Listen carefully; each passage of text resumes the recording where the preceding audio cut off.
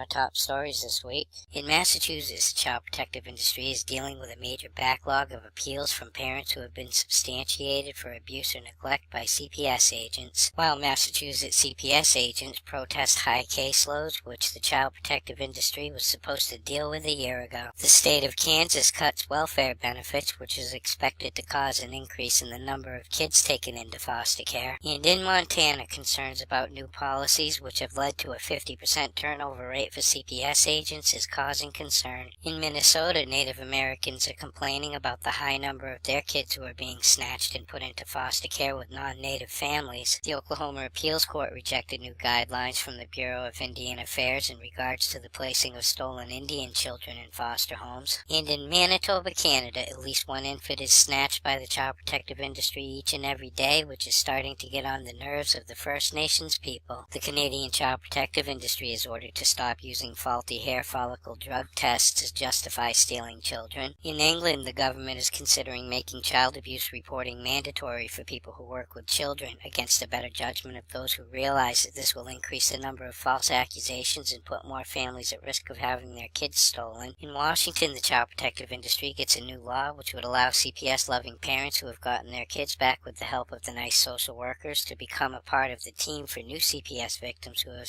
gotten their kids stolen. In New Jersey, a group of fathers is suing the family court judges, claiming that the very subjective best interest of the child standard is violating their rights. And a new study finds that children of divorced parents who equally share custody are much less stressed than those who are only living with one parent. In Australia, a court finds that the death of a girl who died from a heroin overdose while in foster care could have been prevented. In California, the family of a teenager who died from a drug overdose back in December while in foster care files a wrongful death lawsuit. The Los Angeles County Child Protective Industry agrees to settle a lawsuit and give $450,000 to a father whose son was beaten to death by the mother and her boyfriend despite repeated calls to the child abuse hotline. And the British Columbia Director of Child Welfare launches an investigation into the 2013 death of a toddler in foster care. In Malaysia, 2 foster parents are being held in jail after an 8-month-old little baby died while in their care, and a 6-month-old baby died while in CPS custody in Texas. In Arizona, a rehoming couple has been charged with kidnapping after taking somebody else's adopted kids and bringing them to cross state lines for the purpose of engaging in sexual activity. In Alberta, Canada, a former foster parent of the year gets 10 years for sexually abusing boys in his care. In Florida, a boy is suing his foster father and child welfare provider over alleged sexual abuse. And in Pennsylvania, former Penn State coach Jerry Sandusky launches a new appeal to have his sex abuse convictions overturned. In Indiana, a man gets busted for molesting a young relative while his foster children were home. In Maine, a man gets busted for sexual assault against a 9-year-old foster child, with more charges expected to come. And finally, tonight in England, a huge manhunt is underway after a real father rescues his kid from a foster home. For these stories and all the latest dirt on the child protective industry, visit www.legallykidnapped.com. And until next week, this is Baby LK,